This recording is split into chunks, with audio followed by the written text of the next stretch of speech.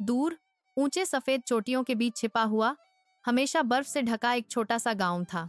ग्रामीण ऊन और दयालुता में लिपटे हुए सरल खुशहाल जीवन जीते थे। उन्होंने मजबूत लकड़ी के घर बनाए, जलाए, रात में सितारों की तरह चमकने वाली लालटेनें, और हर शाम आग के पास कहानियां साझा करने के लिए इकट्ठा होते थे। उनमें से आयरा थी, एक युवा लड़की जिसकी हंसी चांदी की घंटियों जैसी थी। उसे किसी भी चीज से ज्यादा बर्फ पसंद थी।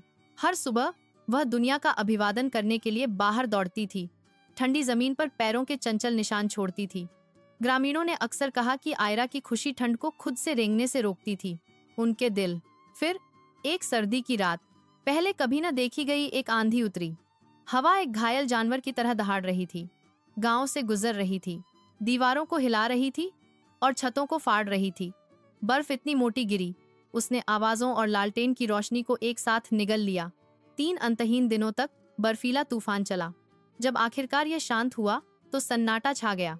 आयरा एक ऐसी दुनिया में अकेली जाग गई जो केवल बर्फ और दुख से बनी हुई लगती थी। गांव चला गया था, क्रूर बहाव के नीचे दफन हो गया था। उसकी पलकों पर आंसू जम गए, क्योंकि वह जो बचा था उसमें लड़खड़ाती रही, पुकारती रही, लेकिन जवाब देने के लिए अब कोई आवाज नहीं बची थी। यद्यपि दुहक उसे कचोट रहा था। इरा को अपने लोगों की गर्मी, उनके गीत और कोमल हंसी याद आई। उसने ठंड को उनकी याददाश्त छीनने से इनकार कर दिया। लकड़ी के टुकड़े इकट्ठा करके उसने एक छोटी सी आग जलाई। दा को रखने के लिए धीरे धीरे गा रही थी, अंधेरा दूर। हर रात वह खाली आकाश को अपने गांव की कहानियां सुनाती थी, यह उम्मीद करते हुए कि तारे सुनेंगे। जैसे जैसे दिन लंबे होते गए, छोटे हरे अंकुर बर्फ का सामना करने लगे। पक्षी वापस आ गए जो आकर्षित हुए। अकेला व्यक्ति जो कभी कभी हंसता था, मानो अदृश्य दोस्तों से घिरा हुआ हो।